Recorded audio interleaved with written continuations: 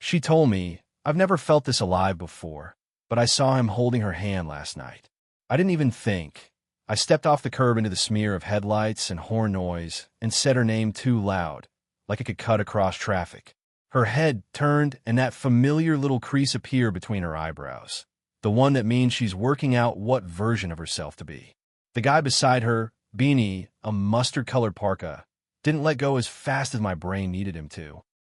His thumb was still tucked over her knuckles when they both finally looked up at me. The cold at my teeth first. My mouth was open, but I couldn't get anything out except, "Lydia, what are you doing here?" she said, and there it was, the flicker down to our hands, his hand, the quick retreat like touching a hot pan. She tucked both her hands under her armpits like she could erase what I'd seen. A bus roared by and sprayed dirty slush on my boots, the neon sign above them. The ragged finch buzzed. I could smell the sour winter beer and wet wool that always hangs outside that place.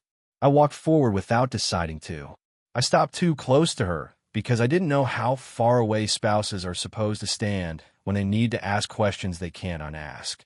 "Say his name," I heard myself say. My voice wasn't the one I know. It sounded like I'd borrowed it. She looked at me as if the answer might be a trick, and then back at him. He shifted. "Evan," she said, and the syllables hit the ground between us with the weight of a dropped mug. We'd been together for 5 years when the word alive became a thing we said out loud, like we were characters on a TV show. I'm 31, and she's 29. We live in a one-bedroom above a bakery that starts baking at 4 a.m., and in the winter the whole stairwell smells like warm sugar and yeast and something like childhood. Throwaway account, because she knows my main. If she finds this anyway, then I guess that's what it is. She's seen more of me than anyone ever has. On Sunday night a couple of weeks ago, I came home with a bottle of cheap cava and a bag of clementines because she'd mentioned wanting sparkly things after getting through a brutal week at work. We ate bowls of pasta on the couch in front of a show we weren't watching, and she tucked her feet under my thigh for warmth. She had that unreachable look. She gets it when her brain is doing math I can't see. I started putting on music just to fill the room with something hopeful. We ended up slow dancing to a song that didn't deserve slow dancing. Her chin hooked on my shoulder, and I felt her laugh without sound. After, we lay on the rug because our couch is old and terrible and always ends up halfway across the floor after any movement, and she said into my chest, muffled by a sweatshirt, "I've never felt this alive before," like the rug could hold the word safe. I put my hand on the back of her neck. I remember the small hairs there. I remember thinking, okay, we're going to be okay, whatever this winter is. I'm not a big gestures guy. I fix things with actions. The next morning, I cleaned the coffee grinder, even though it takes forever to get all the grounds out of the little corners. I wrote "buy bagels," the big ones, on our whiteboard. I picked up the pile of mail that had been migrating around the kitchen table since before Christmas. I thought alive. Okay, do more alive things. The following week, I booked a pottery class because she'd mentioned once, in a way that sounded like a test balloon, that maybe she wanted to make something with her hands. I even signed us up for a beginner's bouldering session. Me, the guy who gets winded going up our stairs if I'm carrying a bag of dog food, because she'd been following some climber on Instagram. The first time she mentioned Evan, he was just this guy from the running group. She started running in October after her dad's checkup, the one that wasn't bad but wasn't good either. It's a neighborhood group that meets at 6 a.m. by the park. She bought a headlamp with a bouncy strap and started putting her phone on Do Not Disturb at night, so she wouldn't get distracted before bed. I told myself that was healthy. I hate mornings, but I made coffee and I left it in a travel mug by the door, the one with the chipped lid that only leaks on the bus. She came back flushed and happy and damp, like a lake person, and she said my name differently. Soft but quick, like letting go of the edge of the pool. The first time she said, "Evan," it was thrown away at the end of a sentence about someone's knees starting to act up. By Thanksgiving, there was a blue beanie that always seemed to be in the hall photos she'd send me. The one she took of her Bruce Springsteen shirt tucked into leggings with a grin that made me remember her at 23, when she still thought 2 margaritas was a personality. Instead of asking why some dude from the running group was in every picture, I bought her the gloves with the little magnet thumbs, so you can fold them over and still work your phone. That's the kind of man I am. That's what I tell myself. Around mid-December, we had our first and only real fight about the running. It wasn't about the running. I'd rehearsed the calm language because that's what we learned in couples therapy last spring after the money thing. Statements, specifics, no mind reading. I feel something, I said, chopping carrots too loud so I could stall when you say you're going out with the group after the run. I miss breakfast with you. She was rinsing rice, eyes on the white water turning clear. It's just coffee, she said, rinsing, and sometimes a bagel.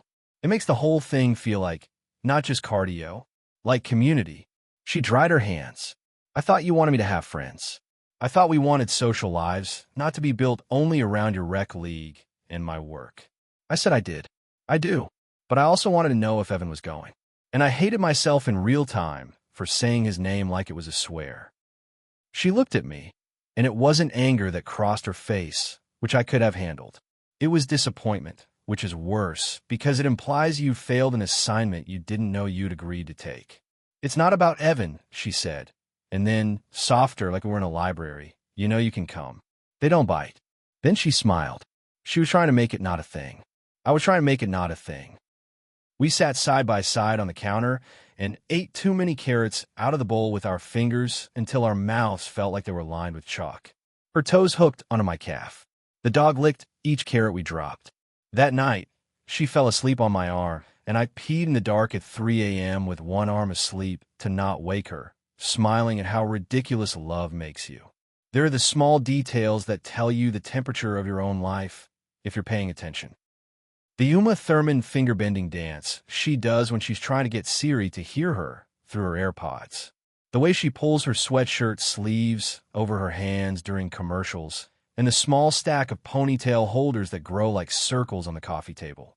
The chipped mug she will not let me throw away because her grandmother gave it to her, even though the handle is basically a suggestion and you have to hold it like a soup bowl. The fact that she started sitting on the far end of the couch more, knitting her legs into herself like a pretzel, instead of sliding into me like we do in the summer when our skin sticks where thighs meet. The phone face down. The screen set to focus. The taste of mint gum in the laundry basket. Or maybe I only remember those things now, because I'm looking for them. Last night, I wasn't supposed to be near the Ragged Finch. Tuesday is my team's trivia night at Murphy's 3 blocks away. I got an email at 5 saying the client rescheduled the call I'd been prepping for all day to tomorrow morning. A free evening. I thought, surprise pizza. I thought, I'll swing by and pick up that stupid craft brew she pretends to hate but always finishes. I thought, if I bring home the pizza she likes, black olives and mushrooms, and the beer, we'll open the cheap cava that's still in the fridge and watch that documentary about octopuses, and I'll slide my foot under her calf on the couch, and we'll touch ankles like we're a dam. The Finch's window was fogged white with breath. The door opened, and there she was. I would know her anywhere by how she adjusts her scarf. She winds it twice, and then tucks the end into the second loop, not the first, because once upon a time her grandmother told her the second loop makes everything look neater. Her hair was in a messy bun that probably took 3 iterations to get right. I noticed, in the way your brain takes a picture you don't want and draws red circles on the important parts, that she was wearing her running group hoodie. That felt like a fact with weight. You don't wear your hoodie to a bar on a date, I told myself, like rules make anything real. And then I saw his parka, the mustard one, and the blue beanie in their hands. It wasn't romantic, if I'm being prosecutorial. It wasn't fingers interlaced. It was his hand flat and hers on top, like a senior citizen crossing a street. But it wasn't nothing. It wasn't nothing. I thought you were at trivia, she said, once we were all close enough to smell each other's breath and know each other's toothpaste brand. Plans changed, I said, and I tried to say it neutrally and failed. My jaw was an iron thing. I wanted to be the guy who asks questions calmly. I want to be the guy who doesn't make scenes. But life had already decided we were a scene. Evan was looking at his shoes, at the road, at anything. He didn't look young or old or hot or shabby. He looked like a person who runs in winter. He had runner's calves under jeans, the ones that looked like someone built them out of rope. He said, "Hey man," in a tone that tried to be both gentle and not condescending and landed in the middle area people use with emotional dogs. "Don't hey man me," I said. Do you both need me to be the idiot? Or is this, no, sorry, is this small? Are we at the part where you say it's small and I am taking it big? I was doing that thing where I talk too much. She moved toward me, and the shift made something in my body brace, like the floor under me changed slope. It's not what it looks like, she said, which is a cliche, I know, but she wasn't wrong. It was exactly what it looked like, a person making another person feel steadier in the small space between bar and Uber. I think what she meant was, it's not the betrayal you think it is. It's something else. She has always been literally correct when cornered. I can go, Evan offered, finally finding his adult voice. He looked at Lydia when he said it, though, as if I wasn't being consulted. You can stay, I said, and I don't know why. I think because I wanted to watch them both, to keep them in the light. To keep the image of his thumb over her knuckles for being the last thing. Or maybe because if he left, the only thing left between us was me and her. And I didn't know if I was ready to be alone in the truth with her. She told me that alive line 2 weeks ago on a rug that sheds fuzz like dandelions. In the morning after, she'd stood by the window with the dust lines across the sill and held up the little begonia I bought her last spring. It was coughing leaves like confetti. Look, she said, delighted. It still wants to do life. And then on Tuesday night, last night, she was on the sidewalk saying, this is not what it looks like, and I was trying to hold my breath and count to 8 like our therapist told us when we hit ice patches.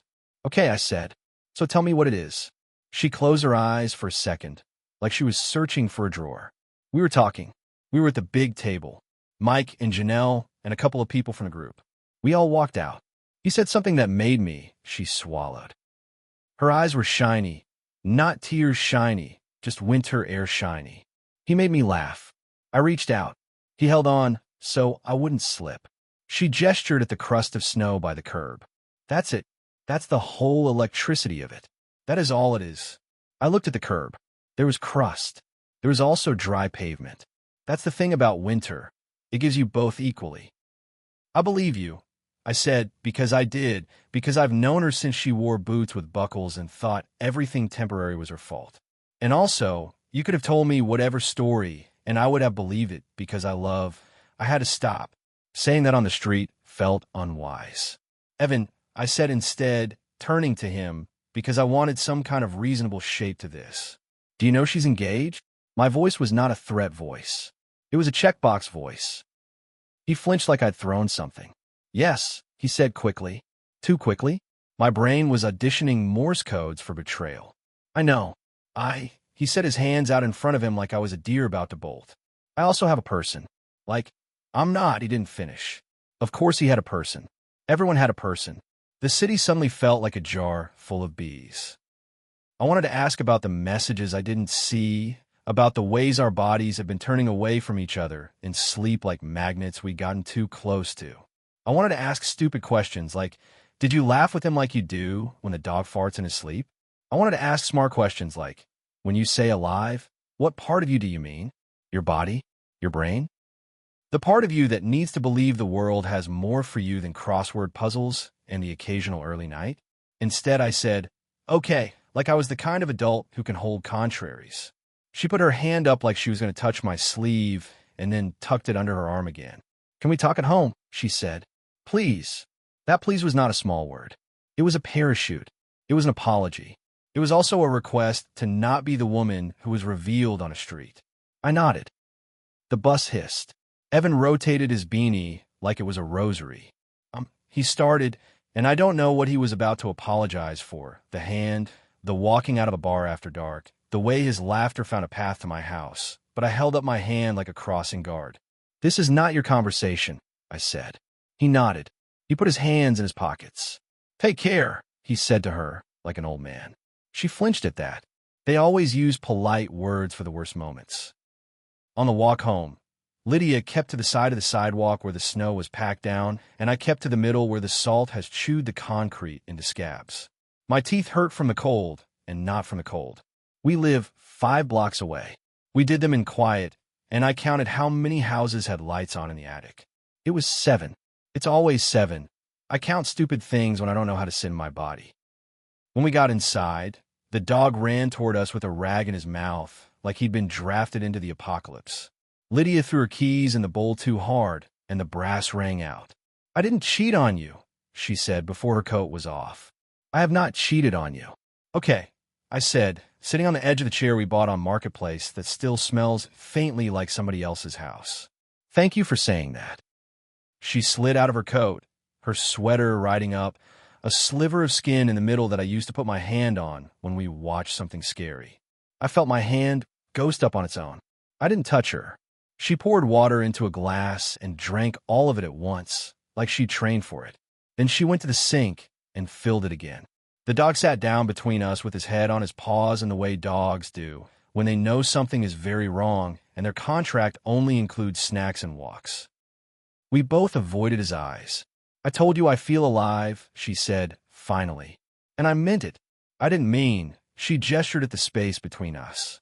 I meant I feel like I went to sleep at 23 and woke up at 29, and my father's hair is thinner, and my friends are women who own 3 types of olive oil, and the bones in my face look different when I wake up. I meant I ran 5 miles in the dark, and I watched my breath, and I remembered I have legs that do things besides carry groceries. I meant when I come into our apartment, and it smells like bread and your stupid sandalwood candle. I feel like time is a road, and I am on it, and not stuck at a light forever. I didn't mean I don't love you. She said those last 4 words like stepping onto an iced river. Carefully, testing, not looking down. I did wonder, I said. My voice had decided to be kind. I don't know if it was because she looked small in that sweater, or because the alternative is to break something and I didn't bring hammers. You told me alive, and then you pulled away a little. I felt it like, when you zip a jacket and the teeth don't catch? That noise. I made the little zipping gesture because language is sometimes not enough. She sat down on the arm of the couch, not the cushion because that's who she is, always the edge. I pulled away because I didn't know how to hold both, she said. You and this new version of me who, eats breakfast out alone and runs with people who don't know my high school history and buys bright leggings because gray felt like giving up. I can hold both, I said. And as soon as I said it, I felt like I was making promises for a future me I hadn't met. But if holding both means watching you hold somebody's hand in front of the ragged finch, I swallowed. My throat was dry like I'd eaten dry toast. Then I need rules. I need to know what I am to you while you figure out what you are to you. The dog put his head on my knee. I put my hand on his head without looking. We all do our parts in the rituals. She nodded. Okay, she said. And the way she said it made me want to sit on the floor like a child. No more post-run coffees. She winced immediately. No, that's not realistic. That's punitive, and I'll resent you. Sorry. Let me try again. No one-on-one coffees with Evan. She said his name in the small way people say the names of cities that didn't let them graduate. No more texting him past. She looked at me, and I appreciated that she wasn't going to pick a time unilaterally. 10. And I'll show you. If you want, my messages. Not because you need to check up on me, but because you need data to trust me again. Or no, that's prescriptive. What do you need? I wanted to say, I need you to want me like a light switch. That's the teenage version. I wanted to say, I need you to look at me like I'm a city you want to map, not a suburb you have already memorized. I wanted to say, I need you to lie about small things like whether you like cilantro so I could believe big truths. I said, I don't know. Honest, which is such a stupid honest. I need to think. She nodded like a student who knows the test is fair even if it's hard. Okay, she said again. She tucked her feet under her on the couch finally, but she sat on the far end. She reached out and plucked a piece of fuzz off her sleeve. Do you want me to sleep in the other room tonight? The other room is not a room. It's a half room with a door that slides and sticks. It used to be a dining room for some other family who had a table large enough to care. We have a futon that has always been the worst piece of furniture in any room it enters. That seems dramatic, I said, and we both smiled, briefly, there at the edge of an abyss, because we know each other's small jokes. But maybe yes. She got quiet. Not because I don't want you. Because I want to not make this smaller than it is. She nodded. She stood. She went into the half room and came out with a blanket and a pillow. She looked ridiculous with her hair looped on top of her head and her hands full of fluff, the way toddlers look when they carry things bigger than them. She set them down like she was placing a cake in a window. I read somewhere that after a betrayal, even a small one, even one that is mostly fear, you can't skip any steps. You can't decide to be ahead of your feelings.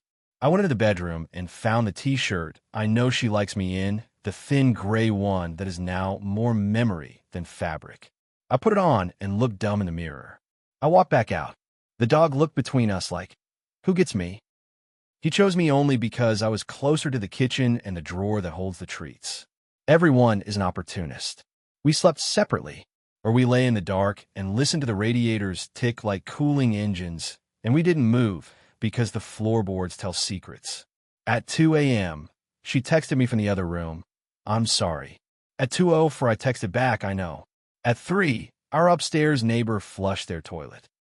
At 4, the bakery ovens turned on, and the first whiff of warm bread met our building like a promise that mornings exist. When I rolled over at 7, my phone had one message from my coworker reminding me about the rescheduled call, and one from a number I don't have saved that said, I'm sorry. I should have let go faster, which told me not only the content, but also that Evan doesn't have my number saved either, because he doesn't know how to put my name in his phone. I stared at the message until my screen dimmed. This morning, we moved lightly around each other like dolls. She poured coffee. I toasted a bagel and scraped too much cream cheese on, and then scraped some off because that is a thing that feels like control. She put a little jar of jam on the table. I got the butter because she forgets I like butter and jam both. She registered the butter and put her hand over mine, briefly, to say she saw it. Her hand was cold. We both jumped a little, like people who have never touched. She looked wrecked in a nice way people do when they've cried quietly. Her hair was damp, not from shower. She does this thing where she rinses her hair in the sink to wake up instead of showering if she doesn't have time. It makes the back of her sweatshirt dark. I didn't say anything about it. How do you comment on the way someone you love wakes up to have a fight about a hand on a curb? I don't know exactly why I'm writing this here. Maybe because the story keeps looping in my head and I need a place to set it down. Maybe because somewhere out there's someone who has been the person holding a hand and someone who has seen the hand and someone who has been the hand, and I need them to tell me it's fixable or to tell me to run. The worst part is that nothing happened, which sounds like a mercy and feels like a slow leak. If she'd kissed him, if she'd slept with him, if there were receipts, I'd know what shape to make my anger. Right now, the fog that sticks to everything. The truth is, she told me, I've never felt this alive before, and I want to be enough alive for both of us. The truth is, I don't think love is a switch you flip or a lake you jump in and wake up. It's more like those ovens downstairs, slow and predictable with sudden heat. Some other details because people on here always ask. I have access to her phone. I've never looked. I don't want to be the person who investigates for proof. But I understand people who are. I looked at her last message to him this morning because the phone lit up and the preview said coffee later, and that felt like the universe is a badly timed sitcom. The message wasn't from him. It was from Janelle. I did not check the messages between them. I didn't ask to. I don't know if the fact that I had in me a small flare of wanting to is a sign of something broke or something that was always there. We were supposed to get married in August. We put a deposit down on a venue with long tables under trees the color of soda cans. We have a playlist on Spotify that we add to when someone says, oh, this would be good for the wedding. Last week, I added a song, and she listened to it in the kitchen and did a little shoulder shimmy. It felt like an approval stamp. There's a dress in her mom's house in a garment bag that we both pretend is a secret when it's not. We started therapy last spring because I was bad with credit cards and lied to myself about it for 6 months. I told her everything eventually, sweating, and she didn't leave. She told me what she needed. We did the spreadsheets. I want to give her the same faith she gave me, but money in hand are not the same problem, and I don't know how far the analogy stretches before it snaps. Questions I have for the internet, because my friends will tell me they hate him and love me, and that's not helpful. How do you rebuild trust when nothing concrete happened, but the feeling of it did? Like, is there a protocol? Do we set rules and check hints and read books with embarrassing covers? How do I not become a hall monitor? I don't want to be the guy who texts home by 10, while she's out with people who make her laugh before the sun is up. Is this, what is the word, normal? Acceptable? Is it inevitable when you rip the sheet off old routines and someone's eyes adjust to the light and they see other shapes in the room? If you have been Evan, what did you do to not be? If you have been me, how do you know when you are forgiving and when you're just postponing the blow? After she left for work, I watched her tie her boots, and it hit me that I've watched those same hands do everything worth watching in my life. I stood in the kitchen and stared at the little plant she calls her begonia, even though I'm pretty sure it's something else. It's putting out a new leaf that looks like a tongue. I thought about texting her, "I love you," and I did, and she sent back a heart immediately followed by, "I love you too." And if I screenshot a text, I'm not telling you, but if I did, it would be that one because sometimes you need receipts for the good things.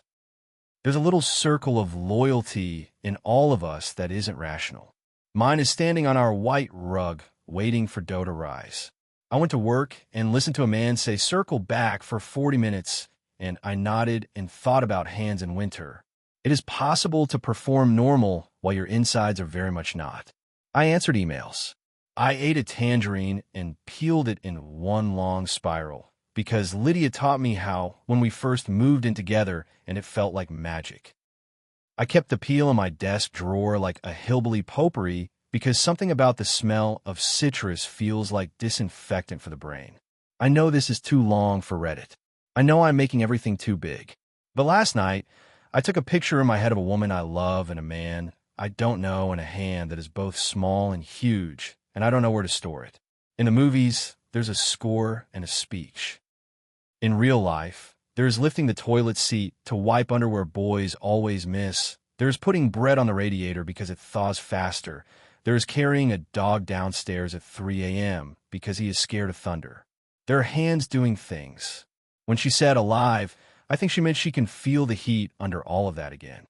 I want that for her. I want to be the one in the picture with her when she feels it. If you've read this far, thank you. I'm going to go home and do the human thing, which is to sit across from another person and try to say the correct words in the correct order. I'm going to leave my phone on the table face up. I'm going to ask if she wants to uninvite Evan from her life or if she thinks that's about him when it's really about her. I'm going to listen even when my chest feels like someone put a hand flat on it and leaned. And tonight, we will decide whether the half room is a room again. I can't make the bakery stop smelling like mornings. I can't make winter stop being both crust and dry pavement. But I can decide to tell the truth about what I saw and what I think it means.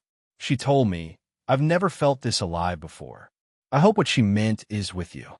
I hope what I'm doing right now is the alive part on my side. Choosing, not waiting. I'll update if the world shifts. For now, I'm going to pick up the ponytail holders and put them on my wrist like a teenage girl. I'm going to throw out the cheap kava because it tastes like disappointment and find something better on the shelf downstairs and not save it for a celebration that might come. I'm going to look at our whiteboard with "by bagels," the big one still scrawled in her handwriting, and think about breakfast. I'm going to go home.